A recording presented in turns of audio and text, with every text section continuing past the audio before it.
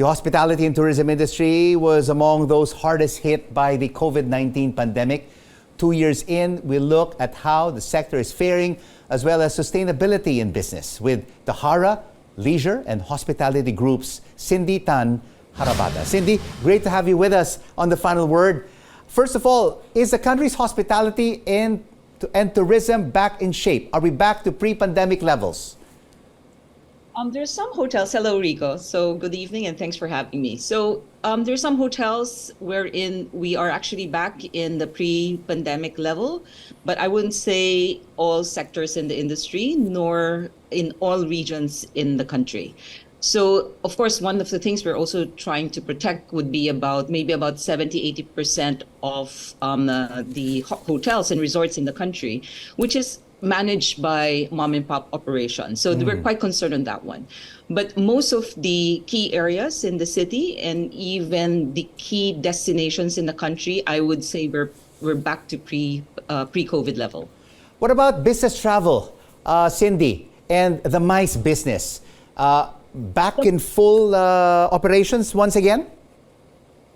Well, the meetings market, I would say everyone wants to see each other immediately. I mean, if there's anything about the conferences, conventions, everyone just wants to go back.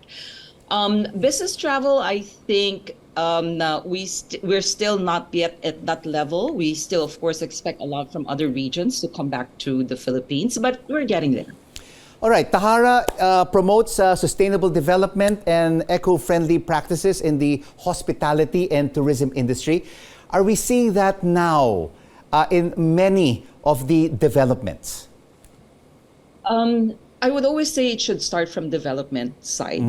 And for us, for instance, we practice a lot of engaging even green technology into all the practices that we have. We practice, say, even in the design perspective, we want to be able to incorporate a lot of the natural light and ventilation. We are quite critical about landscape design, biophilic design.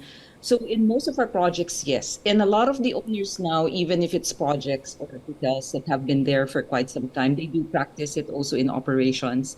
So it's quite critical because costs are high, especially utility costs. So a lot of the owners are quite concerned about not only in terms of spending, but just really also caring about the environment. People forget that we live, we're an archipelago, and a lot of the resorts are actually in the coastal lines.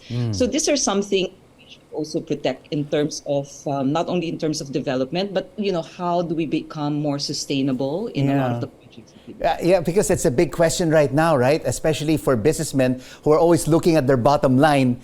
Is developing a sustainable resort, hotel with eco-friendly practices, does it really make business sense, or does it just all add up to operational expenses?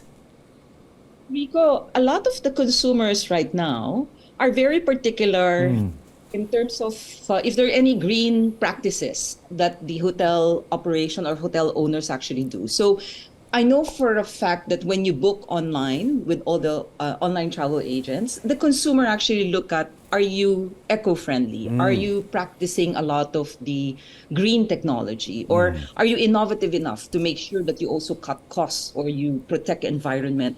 So it's a consumer also kind of demanding that. And you have a new generation who's actually even more concerned about environment.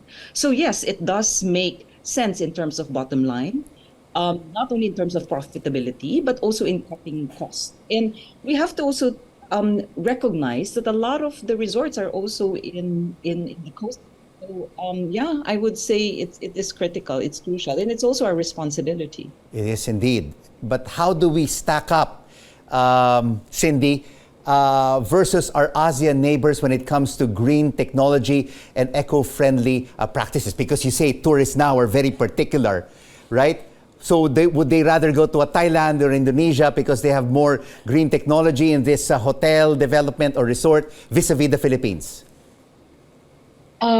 If there's anything I learned, because I travel quite a lot, and I just came back actually from another dive trip, and we're not far compared to our competing regions.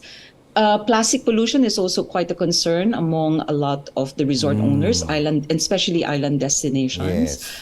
I think in terms of Asia, ASEAN, we are, everyone is quite concerned about that, and everyone is also trying to get those practices in place.